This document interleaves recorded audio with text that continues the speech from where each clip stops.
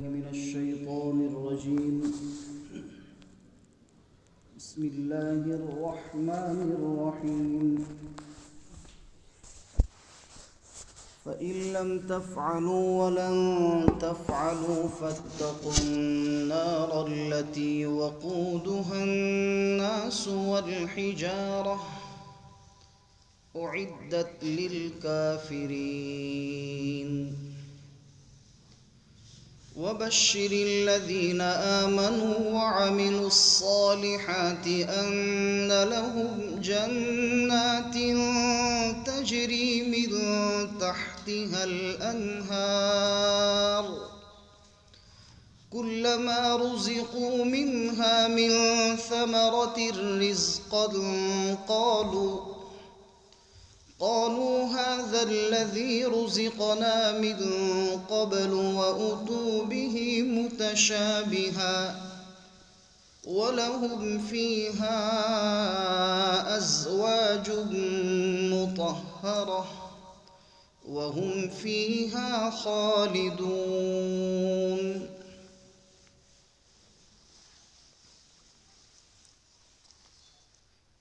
اگر تم قرآن کریم کا مثل نہ لا سکو اور ہرگز نہیں لا سکو گے تو تم اس آگ سے ڈرو جس کے ایندھن لوگ اور پتھر ہوں گے. اعدت للکافرین، یہ آگ اور یہ جہنم کافرین کے لیے تیار کی گئی ہے. اور اے محمد صلی اللہ علیہ وسلم، بشارت دیجئے ایمان والوں کو اور اعمال صالحہ کرنے والے لوگوں کو کہ بے شک ان کے لیے ایسے باغات ہے جس کے نیچے سے نہریں بہتی ہوگی. جب بھی ان کو اللہ رب العزت کی طرف سے رزق دیا جاتا ہے پھلوں کا، تو وہ لوگ کہتے ہیں کہ اس سے پہلے بھی ہمیں رزق دیا گیا، اور ان کو اس کے جیسی اور بہت ساری نعمتیں دی گئی. اور ان مومنین کے لیے جنات میں، باغات میں پاکیزہ بیویاں ہوگی اور وہ اس میں ہمیشہ ہمیشہ رہیں گے.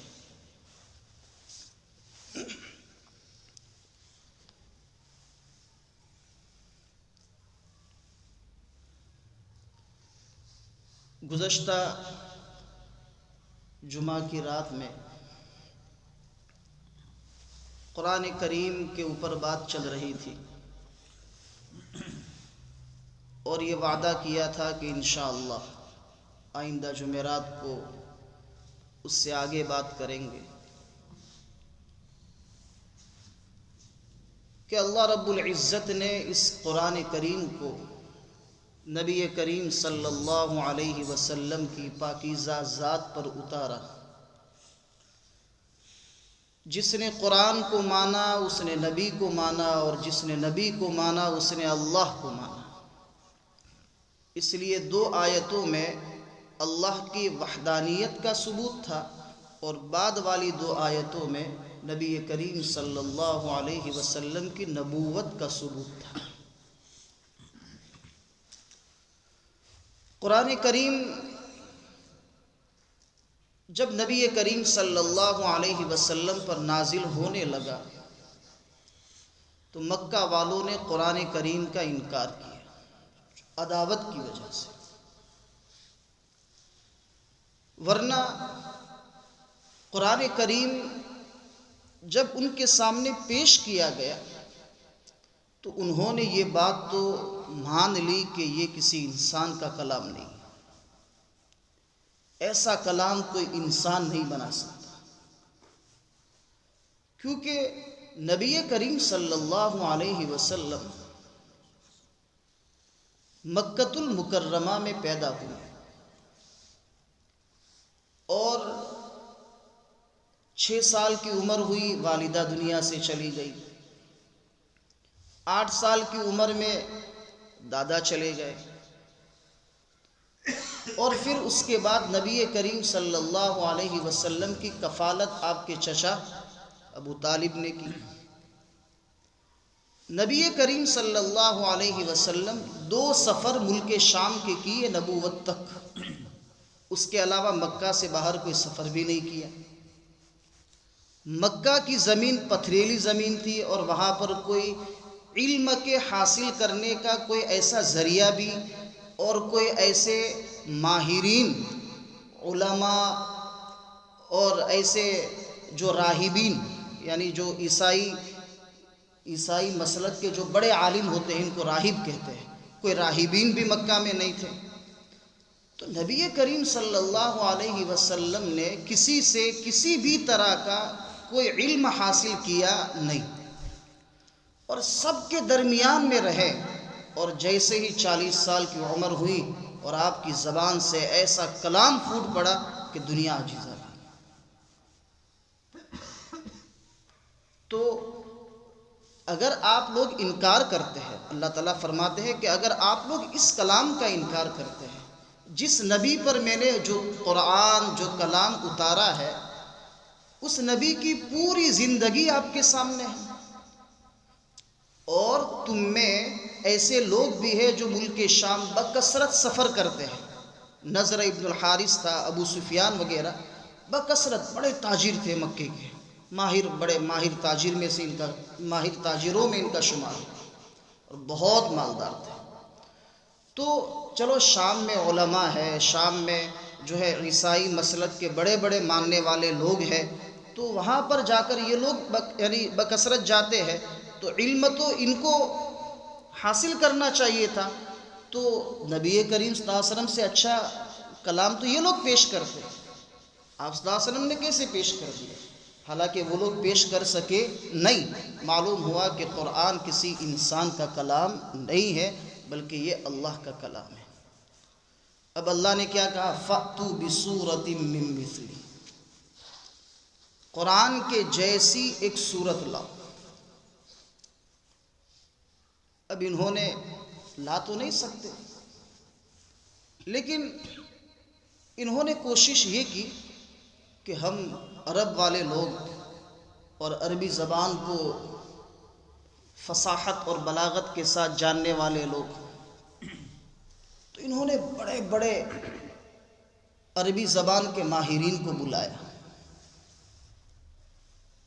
اور ان کو ہر طرح کی سہولت اور فیسلٹی دی، تم کو جو کھانا ہو ہم آپ کو کھلائیں گے،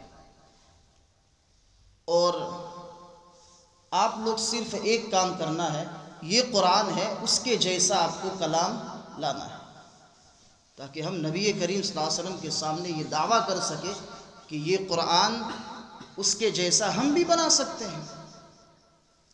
تو انہوں نے ایک کمرے میں ایک بہت بڑے شاعر کو اور بہت بڑے ماہر عربی زبان کو بٹھایا اور اس کو روشنائی صحیح اور کاغذات دیے۔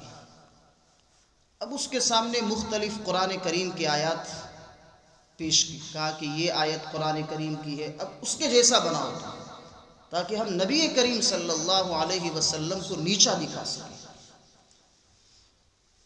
اور پھر ہم مکہ میں یہ بات عام کر دیں کہ دیکھو یہ محمد جیسا کلام تو ہم بھی پیش کر سکتے ہیں۔ اب اس کو ایک کمرے میں پیک کر دیا اور قلم کاغذ اس کے حوالے کر دیا۔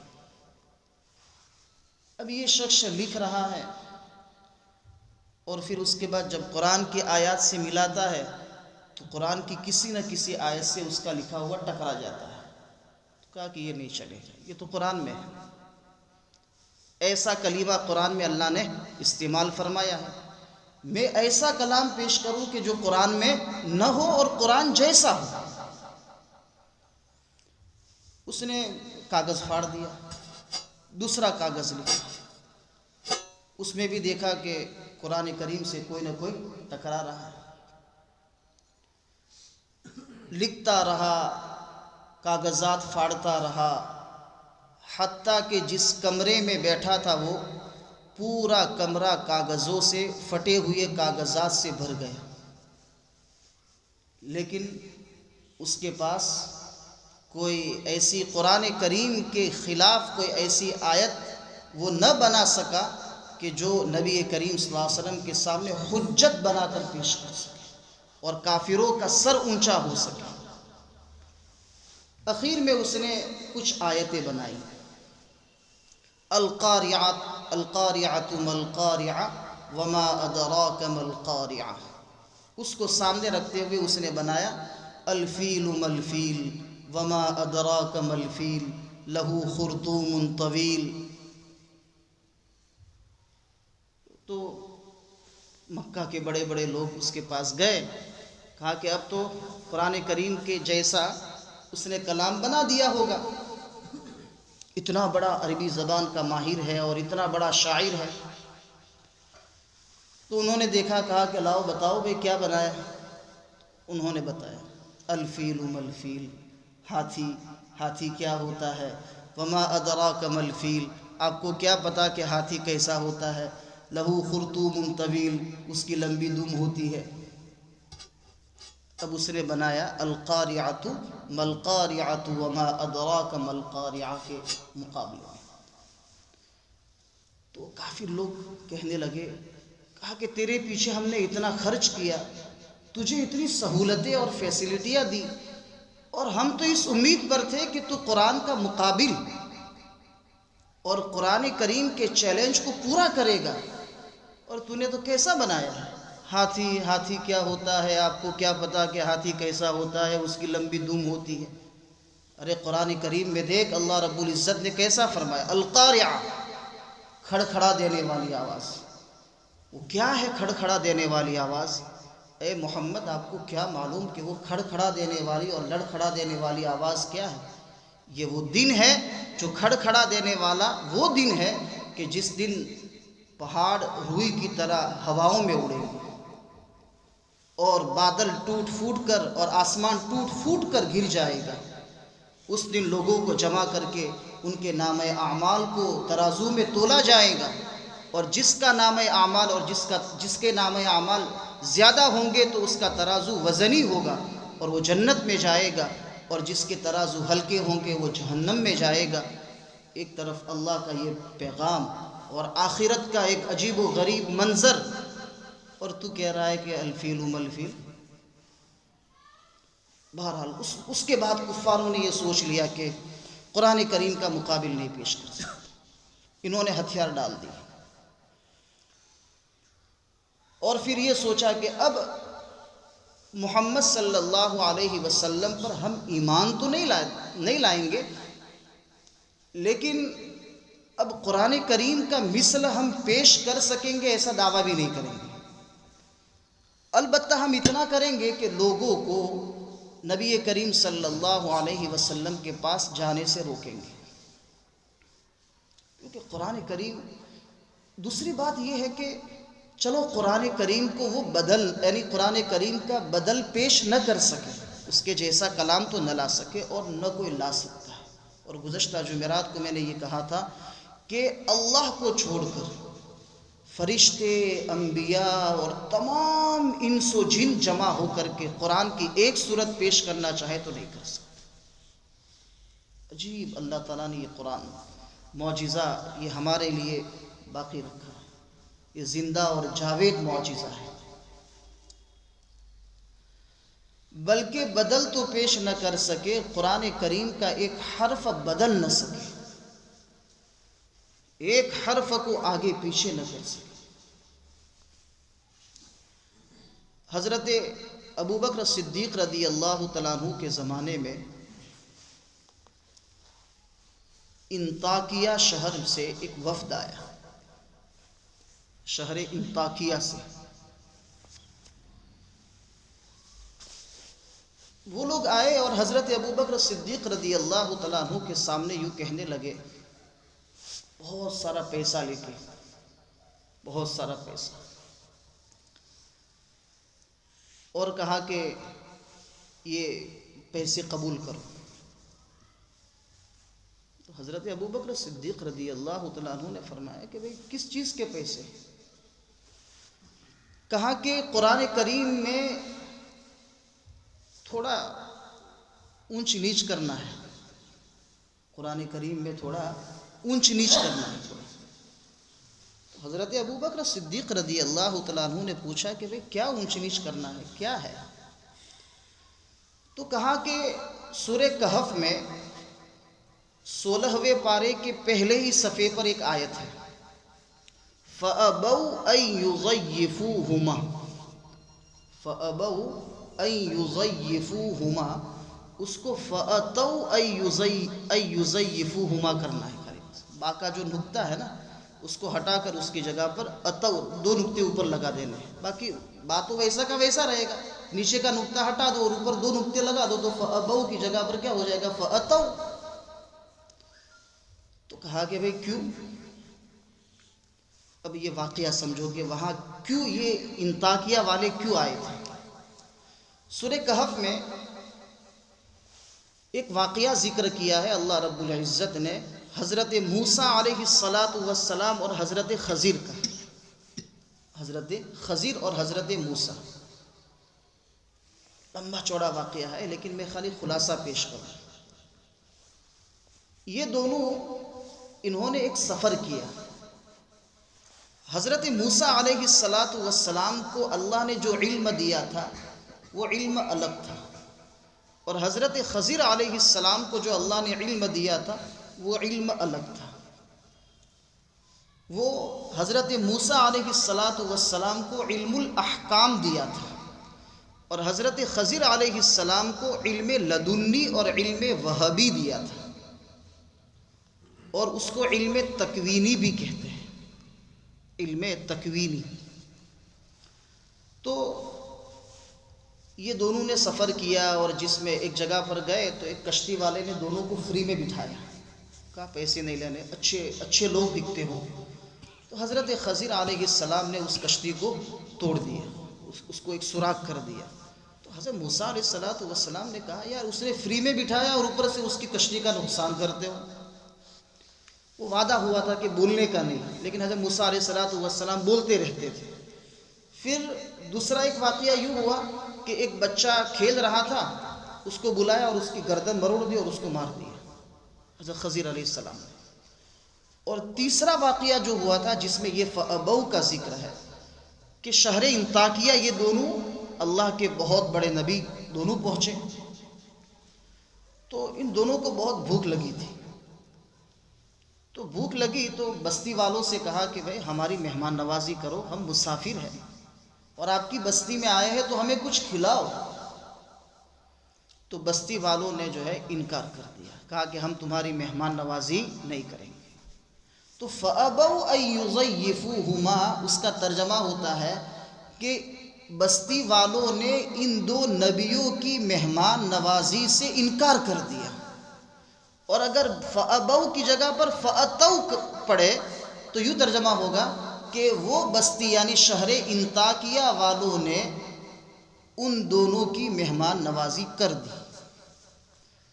تو وہ لوگ آئے اور حضرت ابوبکر صدیق رضی اللہ تعالیٰ عنہ سے ایسا کہا کہ اب یہ قرآن کریم اللہ کا کلام پوری دنیا میں قیامت تک پڑھا جائے گا اور ہر کوئی اس کو پڑھے گا، فَأَبَوْا أَن يُضَيِّفُوهُمَا، تو دنیا والے ہم شہر انطاکیہ والوں کو لعن طعن کریں گے۔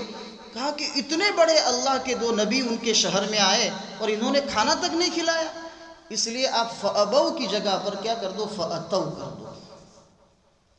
حضرت ابوبکر صدیق رضی اللہ تعالیٰ عنہ نے وہ پیسے ان کو واپس کر دیے اور کہا کہ چلے جاؤ ورنہ حضرت عمر بن خطاب رضی اللہ تعالیٰ عنہ آ جائیں گے تو پھر آپ کی جو ہے سب پورے کپڑے خراب ہو جائیں گے۔ کہا کہ میں کیسے قرآن کریم میں ایک حرف اور ایک نقطہ آگے پیچھے کر سکتا ہوں؟ جس ذات پر اللہ رب العزت نے قرآن کریم کو اتارا اس کو بھی یہ حق نہیں ہے کہ ایک نقطہ اور ایک حرف آگے پیچھے کر سکے۔ ابو بکر کی کیا مجال کہ اس کے ایک نقطے کو آگے پیچھے کر سکے۔ دنیا کے اندر جتنی بھی کتابیں، آسمانی کتابیں قرآن کو چھوڑ کر، اور دنیا میں جتنی بھی کتابیں انسانوں کی لکھی ہوئی، ہر ایک میں اونچ نیچ رد و بدل ہوتا رہا، ایک ہی ایک ایسا قرآن کریم ہے کہ جس میں دنیا نے سب سے زیادہ طاقت لگائی اس کو بدلنے کی، لیکن دنیا جتنی طاقت لگاتی رہی اتنی زیادہ ہارتی رہی۔ اللہ رب العزت کا یہ کلام ہے،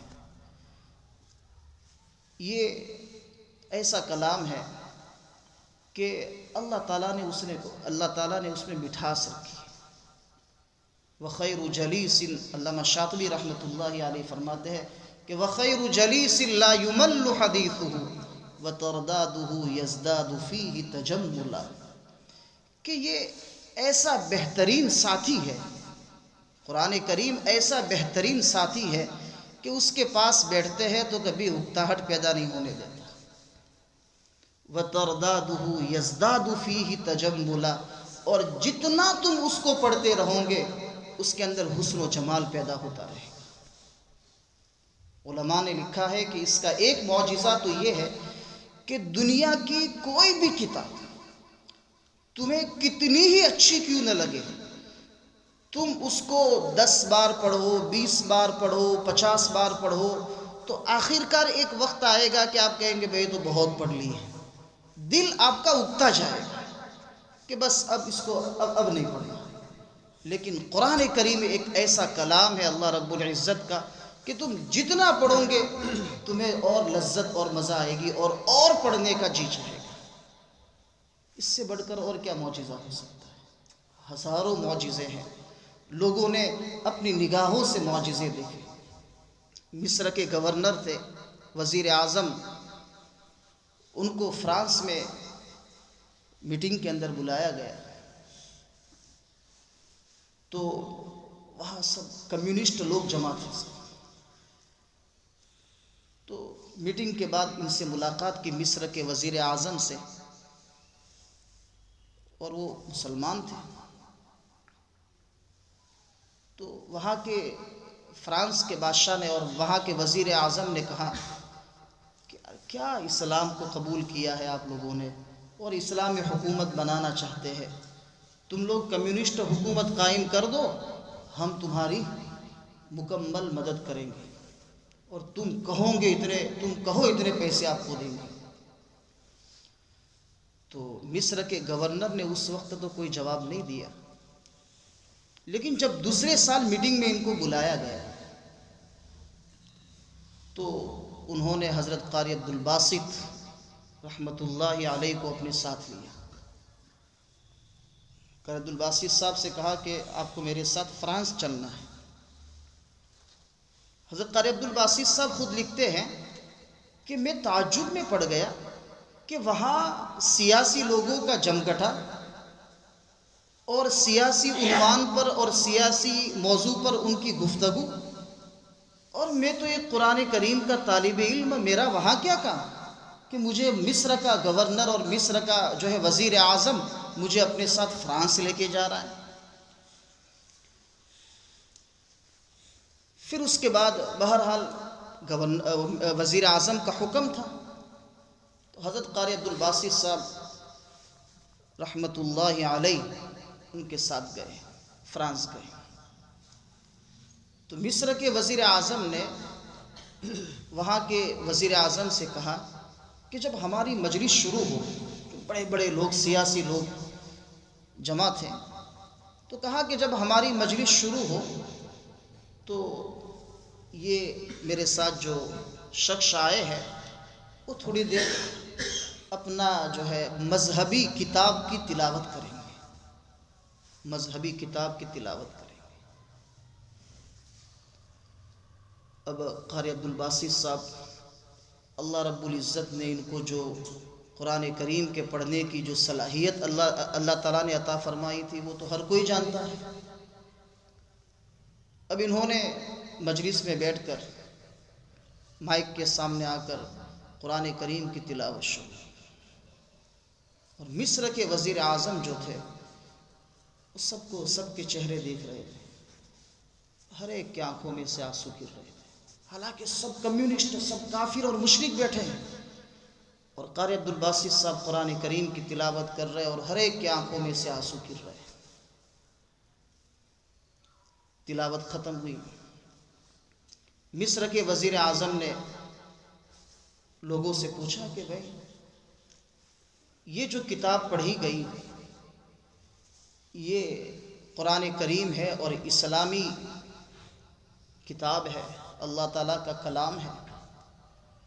اب یہ تو عربی زبان میں ہے، آپ لوگ تو انگریزی جانتے ہو، اور آپ کو تو پتہ بھی نہیں ہے کہ اس میں کیا پڑھا جا رہا ہے اور اس میں کیا کہا جا رہا ہے۔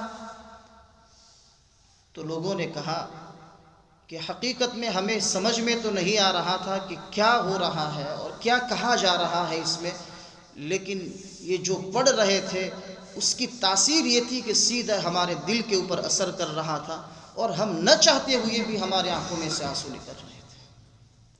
یہ اللہ رب العزت کا کلام پاک ہے۔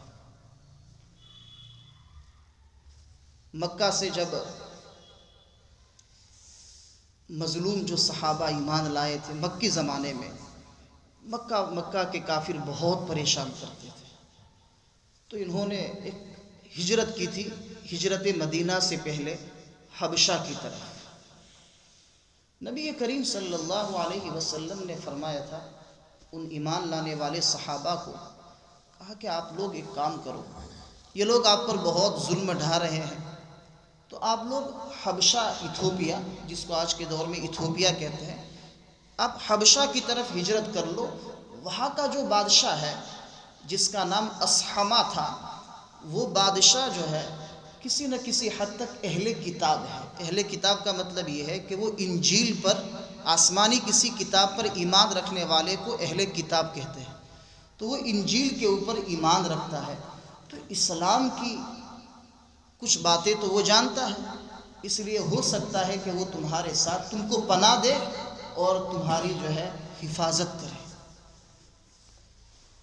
تو ایک وفد وہاں چلا گیا، وفد وہاں گیا ہجرت کر کے، اس میں حضرت جعفر ابن ابی طالب رضی اللہ تعالیٰ عنہ بھی تھے، بہت سارے صحابہ تھے، صحابیات بھی تھی۔ تو مکہ کے دو قاصد وہاں پہنچے، اس میں ایک عمرو ابن العاص اور عامر ابن ربیعہ، یہ دونوں مکہ کی طرف سے وہاں گئے نجاشی بادشاہ کے پاس، اور یوں کہا کہ ہمارے مکے کے کچھ مجنون قسم کے لوگ پاگل ہو گئے، یعنی مجنون ہونے کی وجہ سے انہوں نے مکہ اپنا وطن چھوڑ دیا ہے، اور اپنے ماں باپ کو چھوڑ دیا ہے یا اپنے اولاد کو چھوڑ دیا ہے، تو ہم ان کو لینے کے لیے آئے ہیں۔ اصل لمبا چوڑا واقعہ ہے، لیکن اصل جو چیزیں میں بتا رہا ہوں کہ جب انہوں نے یہ بات کہی نجاشی کے سامنے،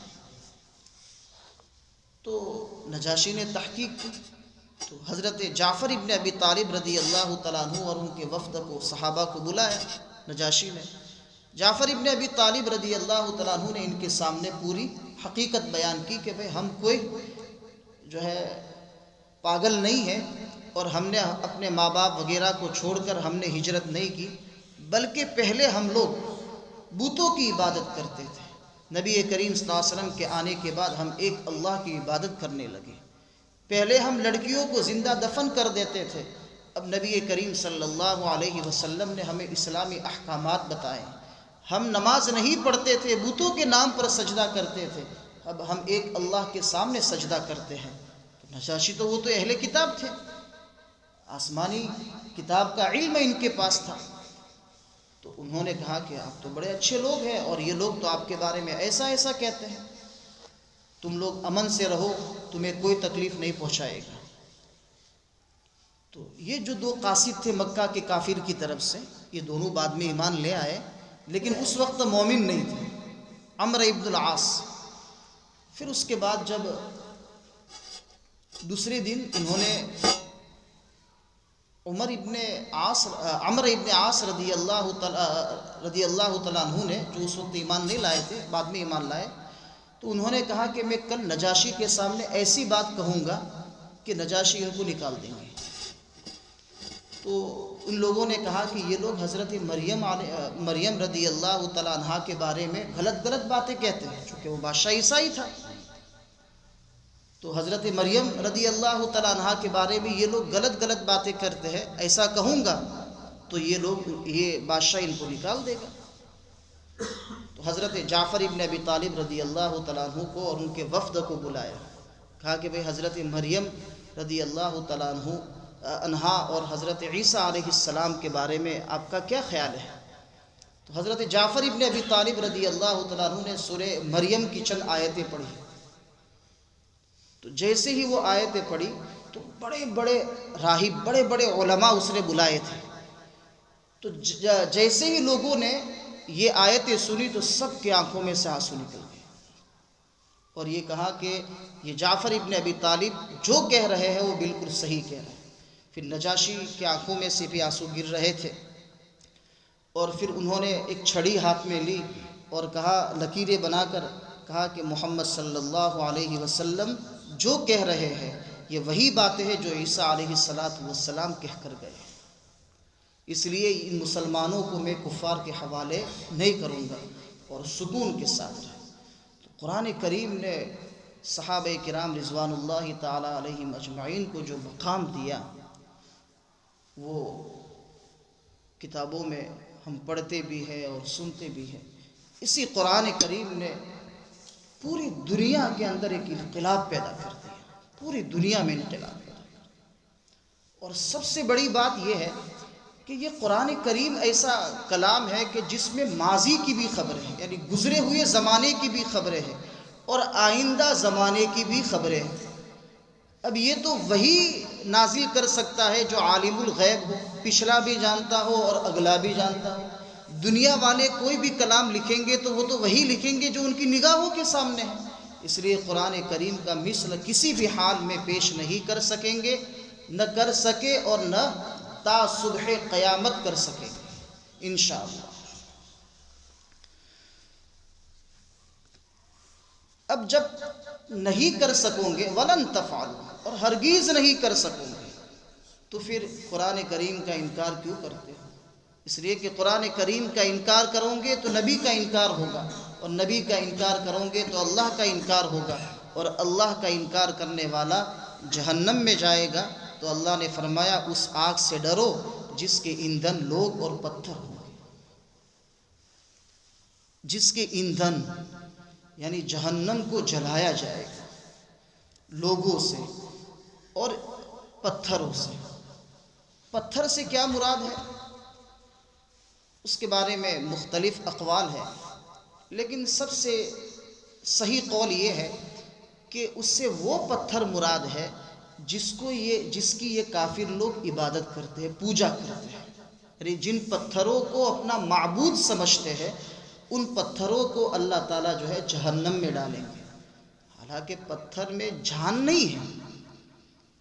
پتھر کو جہنم میں اور آگ میں ڈالنے کی وجہ سے پتھر کو تو کوئی تکلیف نہیں ہوگی، لیکن پتھر کے جو ماننے والے کافر اور مشرکین ہیں وہ جب دیکھیں گے تو وہ تو یہ کہیں گے کہ ہم تو ان کی عبادت کرتے تھے اور یہ سوچتے تھے کہ کل قیامت اگر قائم ہو بھی گئی اور اللہ کے سامنے ہمیں پیش بھی کیا گیا تو ہم ان کا واسطہ ڈھونڈیں گے، ان کا سہارا تلاش کریں گے. ان کا سہارا ہم کیا تلاش کریں؟ تو جہنم میں جل رہے.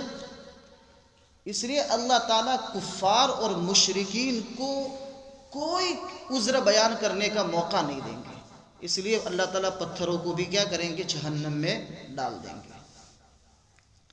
مسلم شریف میں ایک روایت ہے، علامہ قرطبی رحمۃ اللہ علیہ نے لکھی ہے کہ جہنم کے عذاب بہت خطرناک ہے.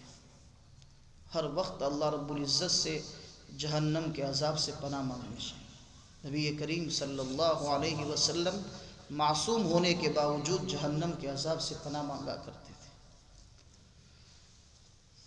مسلم شریف کی روایت یہ ہے، حضرت عباس رضی اللہ تعالیٰ عنہ نبی کریم صلی اللہ علیہ وسلم کی خدمت میں آئے. کہا یا رسول اللہ، ابو طالب آپ کی کتنی خدمت کرتے تھے، بہت ساری خدمت کرتے تھے آپ، اور مکہ والے کوئی بھی ایسی بات کہتے تھے جس سے آپ کو تکلیف ہو یا مکہ والے آپ کے خلاف کوئی سازش کرتے تھے تو چچا ابو طالب جو ہے وہ آپ کے لیے ڈھال بن جاتے تھے اور آپ کا ہر وقت سپورٹ کرتے تھے، آپ کی مدد کرتے تھے. تو کیا آپ کی خدمت کرنے کی وجہ سے اور آپ کی مدد کرنے کی وجہ سے ان کو جہنم ہوگی، اور جہنم ہوگی تو پھر کس طبقے میں ہوں گے؟